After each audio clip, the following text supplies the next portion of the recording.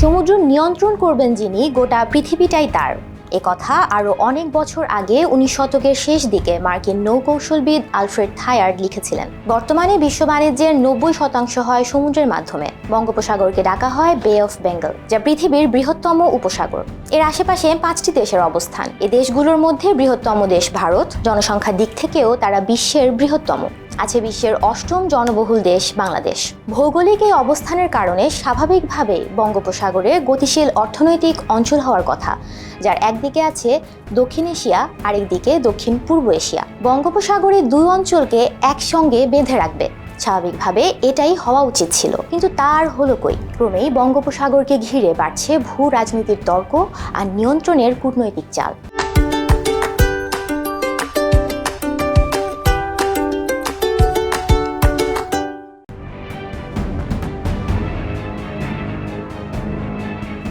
প্রথম বঙ্গোপসাগর ইস্যুতে দ্বন্দ্ব দেখা দেয় 2018 সালে। অক্টোবরে মিয়ানমারের জনসংখ্যা বিষয়ক ওয়েবসাইটে ও আরও একটি সরকারি ওয়েবসাইটে বাংলাদেশের সেন্ট মার্টিনকে এবং সেখানে বসবাসকারীদের তাদের জনসংখ্যার অংশ হিসেবে দেখানো হয়। পরে বাংলাদেশের পক্ষ থেকে আপত্তি তোলার পর তথ্যগুলো সরিয়ে নেয় মিয়ানমার। 2011 সালে সমুদ্র সীমা নিয়ে এই বিরোধের নিষ্পত্তি ঘটলেও এখনও সেন্ট মার্টিনকে নিয়ে তাদের আগ্রহ তুঙ্গে।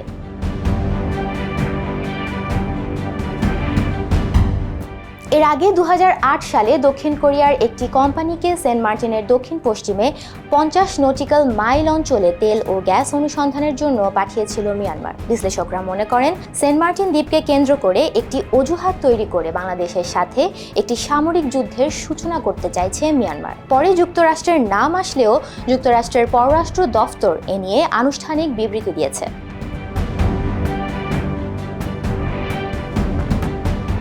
আবার বাংলাদেশের সামরিক ও নিরাপত্তা বিষয়ক বিশ্লেষকরা বলছেন, সেন্ট মার্টিনের আকার, আকৃতি, অবস্থান বা গঠন এমন যে কোনো ঘাঁটি বানানোর জন্য উপযোগী নয়। কিন্তু যুক্তরাষ্ট্রের ইন্দো প্যাসিফিক স্ট্র্যাটেজি বিবেচনা করলে ভারত মহাসাগরের প্রেক্ষিতে বঙ্গোপসাগরের গুরুত্ব বেড়েছে অনেক বেশি। বিশেষ করে চীনের স্বার্থ ও উপস্থিতি বেড়ে যাওয়ার কারণেই বঙ্গোপসাগরের কৌশলগত গুরুত্ব অন্যদের কাছে বেড়েছে বলে মনে করা হচ্ছে।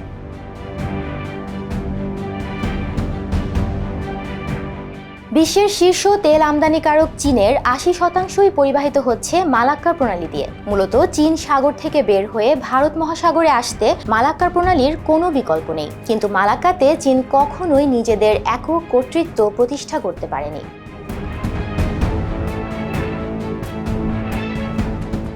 মালাক্কার উত্তর পশ্চিমে রয়েছে ভারতের শক্তিশালী সামরিক অবস্থান ও একটি যৌথ কমান্ড ঘাঁটি। এর পাশ দিয়ে চীনা জাহাজগুলোকে যাতায়াত করতে হয়। এই জন্য এলাকাটি নজরদারিতে রেখেছে যুক্তরাষ্ট্র ও ভারত। পরে চীনকে ঠেকাতে অস্ট্রেলিয়া, জাপান, ভারত ও যুক্তরাষ্ট্র সহ সিঙ্গাপুরে তৈরি করা হয়েছে কোয়াডের মূল ঘাঁটি। এটি চীনের জন্য মাথা ব্যথার কারণ হয়ে দাঁড়ালে মালাক্কা প্রণালী থেকে নির্ভরশীলতা কমানোর জন্য মরিয়া হয়ে ওঠে চীন, যে কারণে বাংলাদেশ হয়ে ওঠে চীনের জন্য তুরুপের তাস।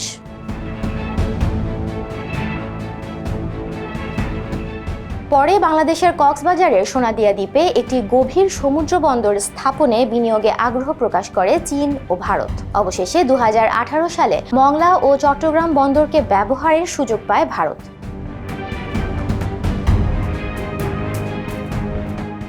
চীন মিয়ানমারের ভেতর দিয়ে বঙ্গোপসাগরে পা রাখতে যাচ্ছে। মিয়ানমারে গভীর সমুদ্র বন্দর তৈরি করছে চীন। ফলে মালাক্কা প্রণালী দিয়ে সাগর পথে চীনের বাণিজ্য রুটের বাইরেও মিয়ানমারের ভেতর দিয়ে বঙ্গোপসাগরে পৌঁছানোর পথ পাচ্ছে চীন, যে সুবিধা এতকাল ভোগ করে আসছিল ভারত। কিন্তু সম্প্রতি ভূ রাজনীতিতে নয়াদিল্লির জায়গায় এখন দাপট দেখাচ্ছে বেইজিং।